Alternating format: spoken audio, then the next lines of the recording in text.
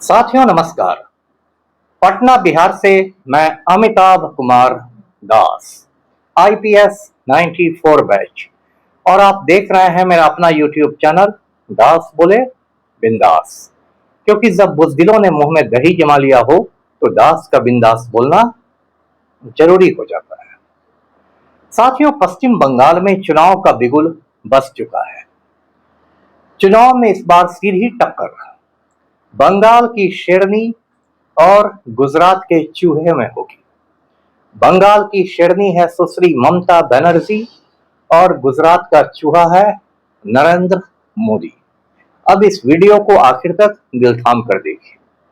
साथियों, अगला महीना यानी अप्रैल 2026 चुनावी महीना रहेगा। भारत के 4 राज्यों में और एक केंद्र शासित प्रदेश में चुनाव होने वाले हैं।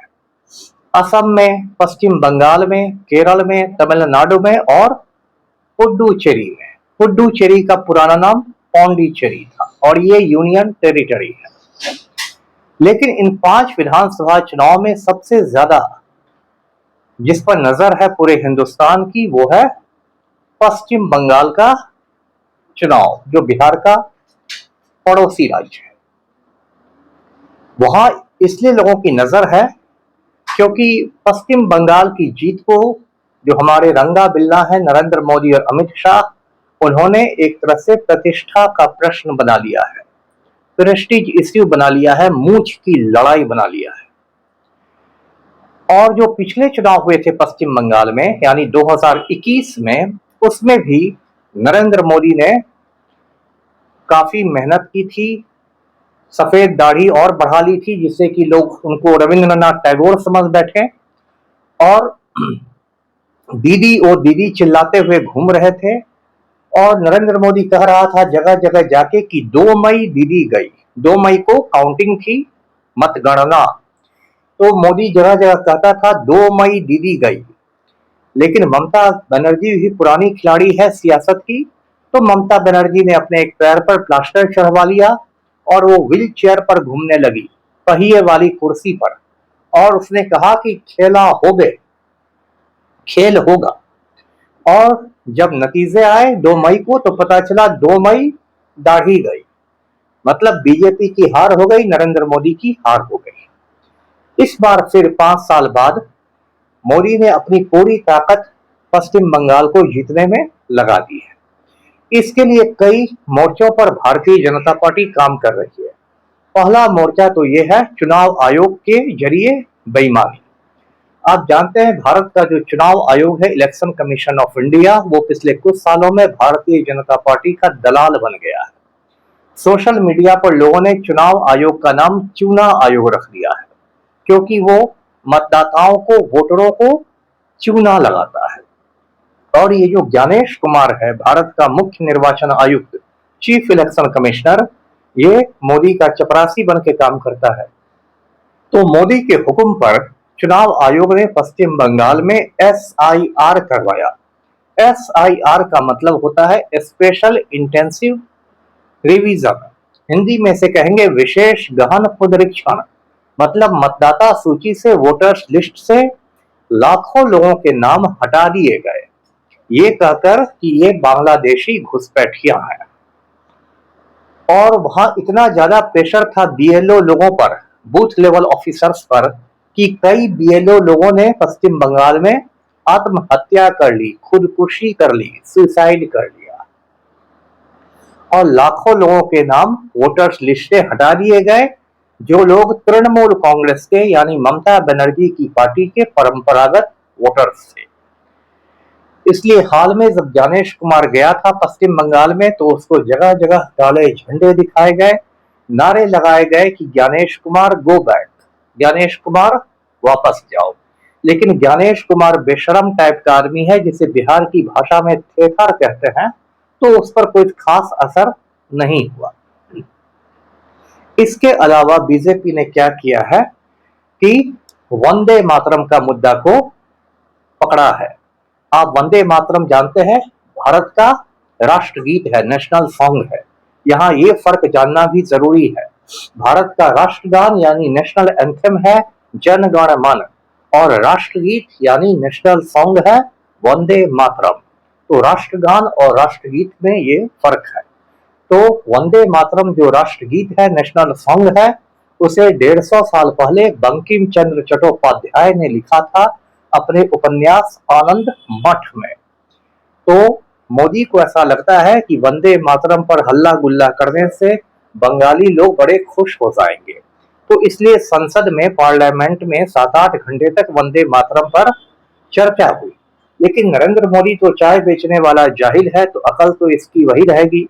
इसने अपने भाषण के दौरान बंकिम बाबू को बंकिम दा कह दिया, जिससे बंगाली लोग काफी नाराज हुए, क्योंकि बंगाली में, बंगला भाषा में बड़े भाई को दादा कहते हैं, संक्षेप में दा कहते हैं। लेकिन ये थोड़ा इनफॉर्मल एड्रेस है। जब कोई आपसे 2-4 साल ही बड़ा रहता है तो आप उसको दा कह सकते हैं, लेकिन बंकिम दा कहना बिल्कुल गलत है, क्योंकि बंकिम चंद्र चट्टोपाध्याय नरेंद्र मोदी से बहुत पुराने आदमी हैं। उनको बंकिम बाबू कहना चाहिए था कायदे से, लेकिन जाहिल नरेंद्र मोदी ने उनको बंकिम दा कह दिया। इससे जो बंगाल का भद्र लोग है, जो पढ़े लिखे बंगाली हैं, वो बहुत ज्यादा नाराज हुए। इसके अलावा नरेंद्र मोदी ने ईडी का भी, इन्फोर्समेंट डायरेक्टोरेट का भी खुल्लम खुल्ला मिसयूज किया, दुरुपयोग किया, और ईडी को भेज दिया गया कलकत्ता। ईडी ने आईपैक के ऑफिस पर रेड किया और प्रतीक जैन के घर पर रेड किया। आईपैक का मतलब होता है इंडियन पॉलिटिकल एक्शन कमिटी। इसे प्रशांत किशोर ने बनाया था और अब इसे प्रतीक जैन चलाते हैं। आईपैक ही जो है वो तृणमूल कांग्रेस की स्ट्रेटजी बनाता है, रणनीति बनाता है। तो ईडी ने जाकर आईपैक के ऑफिस पर और प्रतीक जैन के घर पर रेड किया और बहुत सारी चीजें जब्त कर ली, कागज पत्तर, लैपटॉप वगैरह। ममता बनर्जी को जब खबर लगी तो वो बिल्कुल शेरनी की तरह दहाड़ते आई और उसने ईडी वालों से सारी चीजें छीन ली। और ममता बनर्जी ने, जो तड़ी पार होम मिनिस्टर है अमित शाह, उनको भी बहुत खरी खोटी सुनाई और कहा कि ये नेस्टी और नोटी है, यानी घटिया और शरारती है। ममता बनर्जी ने तो यहां पर तक कह दिया कि अमित शाह को शुवेंदु अधिकारी बहुत पैसा पहुंचाता है और मेरे पास उसका पेन ड्राइव है, हम उसको दिखा देगा तो बहुत मुश्किल हो जाएगा। तो सीधे सीधे बेईमानी का भी इल्जाम अमित शाह पर ममता बनर्जी ने लगाया। शुवेंदु अधिकारी जो है वो बंगाल बीजेपी का बहुत बड़ा नेता है। तो ईडी से भी ममता बनर्जी को घेरने की कोशिश की जा रही है। इसके अलावा बीजेपी ने क्या किया है कि अपने एक दलाल को खड़ा किया, उसका नाम है हुमायूं कबीर। इस दलाल ने क्या किया है कि मुर्शिदाबाद में पिछले साल 6 दिसंबर को बाबरी मस्जिद की बुनियाद रख दी है। आप जानते हैं कि जो ओरिजिनल बाबरी मस्जिद थी वो अयोध्या में थी और उसे 6 दिसंबर 1992 को कार सेवकों ने तोड़ दिया था, शहीद कर दिया था। लेकिन हुमायूं कबीर को आगे करके बीजेपी ने मुर्शिदाबाद में भी एक बाबरी मस्जिद बनवानी शुरू की है, जिससे फिर हिंदू मुस्लिम टेंशन हो जाए, फिर ध्रुवीकरण हो जाए, पोलराइजेशन हो जाए और हिंदुओं का वोट बीजेपी को मिल जाए। अभी ये खबर है कि हुमायूं कबीर को वाई कैटेगरी की सिक्योरिटी भी दे दी गई है, वाई श्रेणी की सुरक्षा भी दे दी गई है, क्योंकि वो बीजेपी का ही एजेंट है, दलाल है।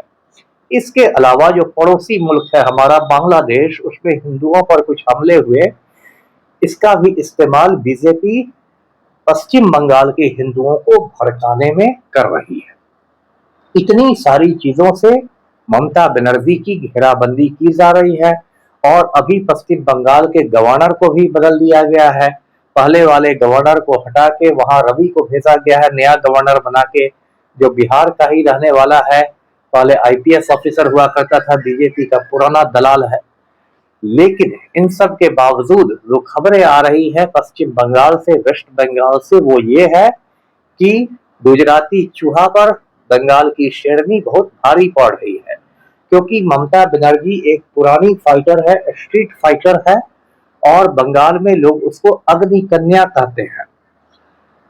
और ममता बनर्जी को रॉयल बंगाल टाइग्रेस माना जाता है, एक शेरनी वाली उसकी छवि है। और उसने बंगाल में एक ऐसा माहौल बना दिया है जिससे लग रहा है कि दो गुजराती लोग मिलकर बंगाल को पर कब्जा करना चाहते हैं और बंगाली लोग ऐसा होने नहीं देंगे। तो इस तरह से बंगाली अस्मिता को ममता बनर्जी ने, ममता दीदी ने एक बड़ा मुद्दा बना लिया है। पहली बार भी जब ममता बनर्जी सीएम बनी थी, वजीर आला बनी थी, तो वो माँ, माटी और मानुष के नारे पर बनी थी और उनका मेन नारा था परिवर्तन, मतलब चेंज। और उसने लेफ्ट फ्रंट के लगभग 30 साल के सत्ता को खत्म किया था। तो इस बार भी ममता बनर्जी बहुत भारी पड़ती दिखाई दे रही है। बीच में नरेंद्र मोदी की नालायकी की वजह से पूरे हिंदुस्तान में गैस का संकट हो गया है, कुकिंग गैस की क्राइसिस हो गई है।